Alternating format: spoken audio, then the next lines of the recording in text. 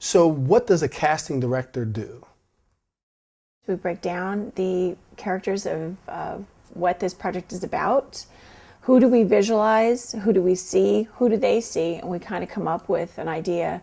We always ask executive producers, well, what is the writer's wish list? Who did he write this for? Who do you have in mind? We handle all auditions. We handle all pre-meetings, general meetings with the talent of the film. And so what does the casting process actually look like? So from the time that an actor submits his materials, headshot, resume, to the casting director, to the time that he actually gets the job or doesn't, what are all the steps in between that actually happen?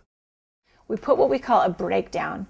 A breakdown is, of course, from Breakdown Services. It goes back since 1968. It's basically sort of a quiet version of, hey, we're casting this project. And this goes to all managers and agents. So the manager will submit. So all of a sudden I'll look under the Bob roll and I'll have, within 3 minutes of putting the breakdown, within 5 minutes I'll have 200 actors. And then after our selection process, we basically set an audition, and it's all done electronically. And the managers will get an email that says, we would like to see Susie Jones for this role. So we set the audition up. We're expecting the actor. We already know his credits. We've already looked at him or her. And we're just really excited when that person walks in. So they have their sides in hand. What definition of a sides is that person's audition material piece. They come in with their specific time. They do the audition piece.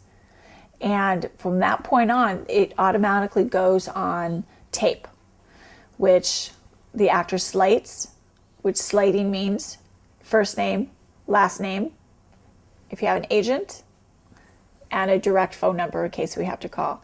And at the end of the session, we go back to the office, or in some cases our homes or studios, and we review the tapes.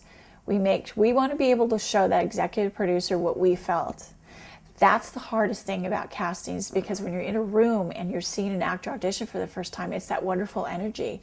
Well, on tape, they can't feel what we feel. So it's up to us to write notes, and I write notes on every actor's headshot. I thought the energy was great. This person is that character. Not much credits, but take a look at him. So by the time I go and pretty much review my tapes, I've got some notes for my EPs, or in this case, a director. If we like you, we'll call you in for what we call a callback. What makes a callback different is you've got your director in the room. Will they usually ask you to do something different during the second callback? Usually they'll have like a different set of sides, but now the director wants to see your range. Or he may just want to be able to see how you interact with another lead. Now that's where it gets really creative. We'll say, put the paper away and just improv.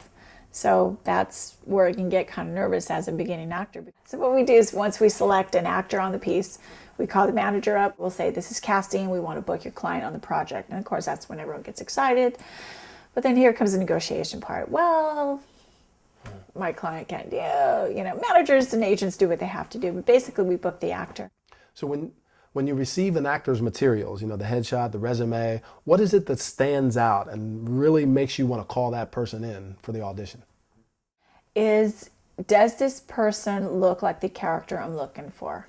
That's the first thing. And again, going back to, if it's a young mom, does she look like a young mom? Is she, if you're sending me a headshot in a bikini about a young mom, you're not going to get to the audition. But more importantly, what really jumps out at me is a nice, clean headshot, just face. I don't need backgrounds. I don't need props. I don't need all that. Let movie magic do all that. They'll create you into anything. I just need a nice, clean face. Anything else? What about the resume? What sticks out on the resume? Well, of course, what always sticks out is, that if a person has credits, that somebody, obviously valuable productions have said yes to them. I've seen people with great credits come in and just, could not do anything with this audition. So going back to, CB DeMille, which is a project I'm working on, it's just sort of like, you got to go with your heart. Does this person have credits? But this person looks like the person. So then you hope that this actor looks like your character, and you hope he does or she does a really good job. it'll overdo the credits, because that's when the casting director come in and say, well, they don't really have much credits, but he did a fantastic job. So, okay, so what do you expect from actors actually during the audition? You know, when they come in, they walk in the audition room, what do you expect from them? When I'm in the audition room, I just expect just complete professionalism. I don't expect, chit-chatting. Don't ask me how my day is. I think it's great, but let's get down to business. I already know who you are. Again, you're on my list. What about shaking hands? Is it appropriate to shake hands? I would say no. What I do expect is to come in quietly, in character, depending on what acting style you have, and just come in and just slate and do your job, and thank you very much, and go. If we ask you to say, do you have any questions, then you can. But more likely, just come in and just do the best that you can. I'm expecting that, especially if you have credits. If we don't have any questions, that doesn't mean we don't like you. It just means, I'm in creative thinking mode. So, what advice would you give to someone who wants to start an acting career?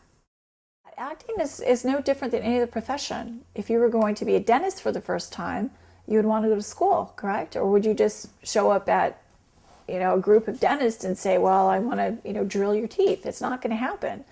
You basically, the realistic thing is that come to terms that you need to get your tools. So before you're going out to audition, you have to say, you got to give yourself at least 6 months, know the city, get to know the city really well, kind of know where it's at demographically, and get into class for 6 months. And don't just go to an acting class because everyone else is going. Always try to be as different as you can. Go to an acting class that makes you feel comfortable as to who you are, because you're going to be stripping layers of yourself.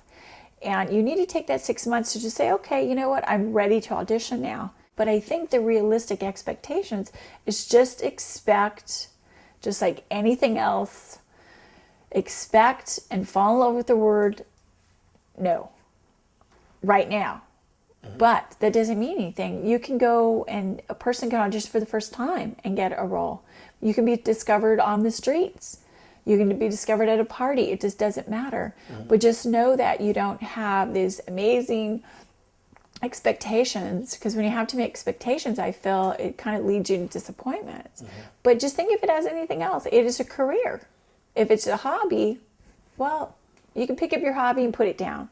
I happen to knit, so whenever I want to knit, I put it down.